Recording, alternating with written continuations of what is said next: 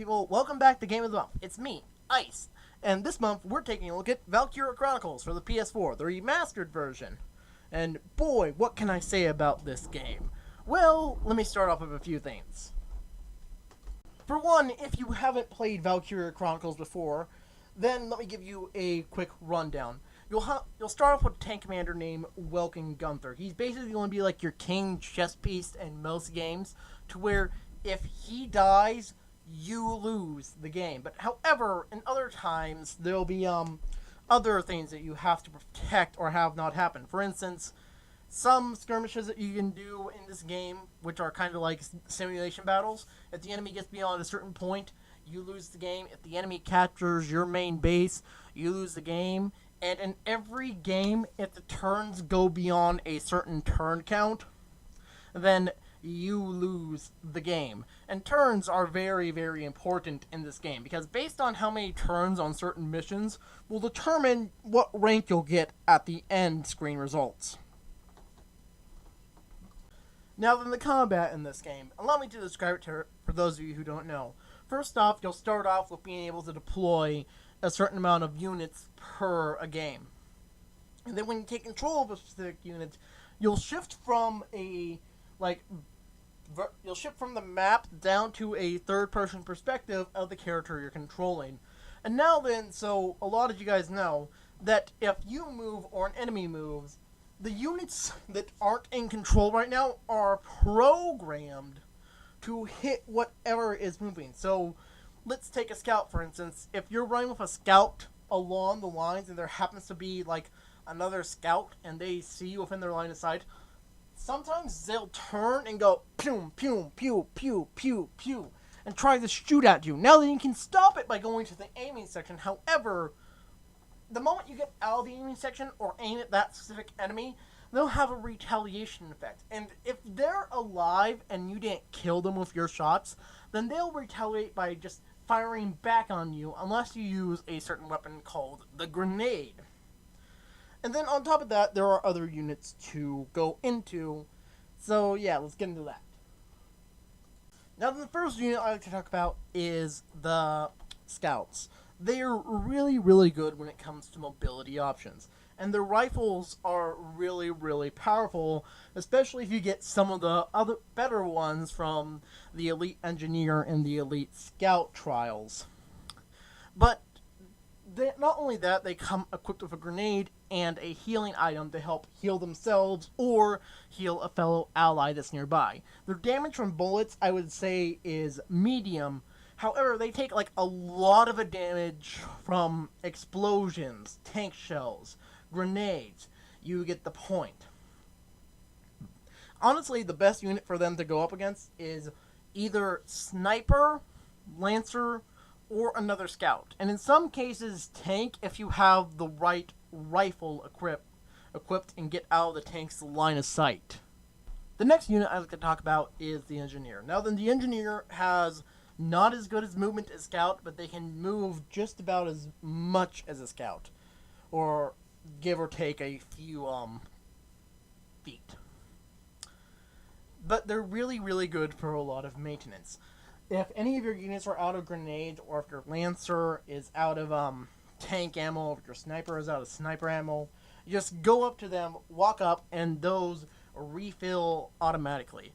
On top of that, they're equipped with the same rifle that your scouts are equipped with. But they can also are the only units that can heal your tanks. The only difference between them and the scouts are, obviously, they do take less steps, but also they seem to be a lot weaker to bullets. Like, so much weaker to bullets.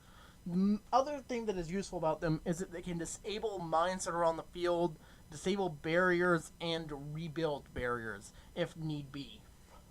Now the next unit is shock troopers. Shock troopers take a lot less damage than a scout or engineer will from bullets. However, in order to make up for that, they don't move as far. They kind of have a submachine gun, and when you unlock it, they gain a flamethrower. They also have a grenade, and again, like the scouts and engineers, a healing item that helps heal themselves or their allies.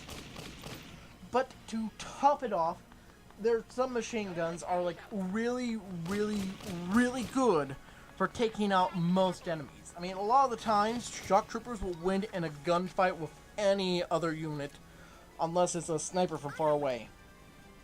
Their range isn't good. It's like very medium, but the amount of firepower they have is, oh, it's worth it. Now then, next up are the Lancers. The Lancers don't move that far. They barely move farther than the tank itself. However, they do have a lot of firepower and are able to take out tanks without needing to go behind them like a sniper or a scout or a shock trooper would need to. They can take out a tank straight from the front in most cases. And to top it off, their firepower is extremely powerful. But however, to make up for this, they take a lot more damage from bullets. But they also take a lot less damage from explosions, mines, tank shells. You get it already. But they are really, again, powerful. But their aim isn't so great. A lot of the times they both are and aren't worth it, depending on which Lancer you're using, and depending on which skills they have. The next unit I want to talk about are the Snipers. The Snipers, I say, move a little farther than the tanks, but they don't have much in terms of stamina.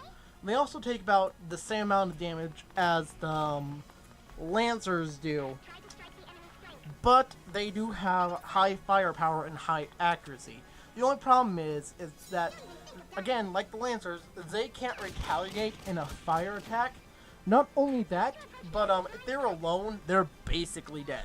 But Snipers are often worth using, especially once you unlock, through a certain trial, the anti-tank sniper rifle. Because a lot of the times, if you can get your sniper behind tanks, oh, you can have a heyday. Especially when you have an engineer next to them, because he's like, bam, bam, bam, bam, bam, bam, bam. Seriously, these guys are overpowered when you give them the right rifle and have the right equipment with them. Now then, the final unit are the tank commanders. Tank commander, you only start out with one, gain one later, but I won't talk about him. That's for spoiler stuff. But anyway, tanks are very powerful, but they don't move very far. And on top of that, they take up an extra unit cost that you use for the turn in order to move a unit. But however, they do have very high firepower, and they also have a kind of machine gun turret hidden in them, so they can kind of retaliate, like the scouts, the shock troopers, and the engineers. But yet, at the same time, if your main tank commander dies, you lose the game. So they're big units to risk a lot. Now then, earlier I said when you get a rank at the end of a mission, it does matter, because the higher your rank is, the more money and EXP you get. And when you use EXP in the training camp, you level up a class, not a single individual person. However, in order to make every character feel unique and such, every character has something about them called a potential. Now then, there are these certain class-based potentials that you'll see throughout class and class. However, there are also potentials that are only meant for that person. For instance, like a desert allergy, a pollen allergy, a metal allergy, a dark send bond, a love for vegetables. Those sort of things can do various things, like debuff your character, buff your character, or even a lot of the times just be extremely useful. Like scouts, most of the time their potential will be double movement, so that is very, very useful. Some of them have a first aid buff, some of them have a repair buff, yada yada yada, you get the point.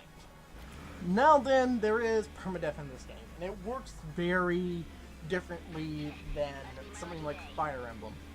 Whereas Fire Emblem, the moment your character gets knocked out, they're dead. But in this game, you actually have a chance to revive your character if you get to them in time, or before another enemy gets them.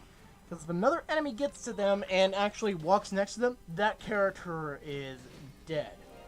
Or if the red X on your map eventually starts flashing like extremely quickly, red X over that knocked out character, they'll die. You'll get sort of a little pop-up cup screen of that character's last words, and then they'll be dead.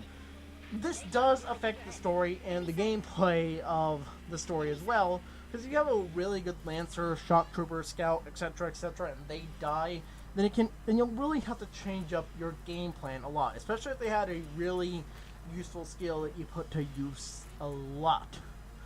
But at the end of the game, you'll also see in the credits a little thing that says comrades that have fallen in action. It will list all the characters that died during the main story. Now then, the story of this game is honestly quite wonderful. I'm not going to say anything about the story too much or what its main message is, mainly because I'm very bad at decrypting messages. But what I will say is that the main cast that you will be with is honestly quite charming, and a cast that I grew to love and just go like, oh, I actually care about these people. And honestly, if a game can do that, then you already know how well it can hit home. And to top it off, as I said, you get cash at the end of the mission. That cash can do various things for you in the hub world. It can even unlock little story arcs for certain characters of the main cast. And when you use that, when you get that story and complete it, you actually unlock that person's kind of ultimate potential skill. Largo, for example, his ultimate potential skill is called Vegetable Maniac, and basically when he's on the soil, he'll get a major damage boost. And my favorite part is he just has an extreme enthusiasm for vegetables, and honestly, he's someone that I love to laugh at every time. Oh, excuse me for a minute. But yeah, those special skills are honestly quite useful and aren't just damage boosts. One of them is actually a healing boost, and one of them is sort of more of a morale or luck increase boost. But those skills are honestly quite charming and fill out the main cast themselves. Not to mention the little story arc that you get to spend with them is quite charming and reveals more about who that person is as a character. So now to say at the end, this game is honestly quite fun, and a lot of times it is like playing an anime. If you are a big anime fan, I would suggest playing this game. If you're someone who likes tactical games, play this game. But if you're someone who likes tactical games, but doesn't like something like Fire Emblem or Advance Wars, try this game out and see if you actually like that kind of tactical stuff. If you're someone who's looking for a game with a really touching story and really something to get you feeling all just warm and fuzzy on the inside, but with also some heartbreak, and I don't know why you would if you're that kind of person, but this game. For now, this is Ice signing out for the day. Please do make sure to like this video, comment down below, let me know what you thought of it, and subscribe to the channel for more. I'm signing out. Bye, people.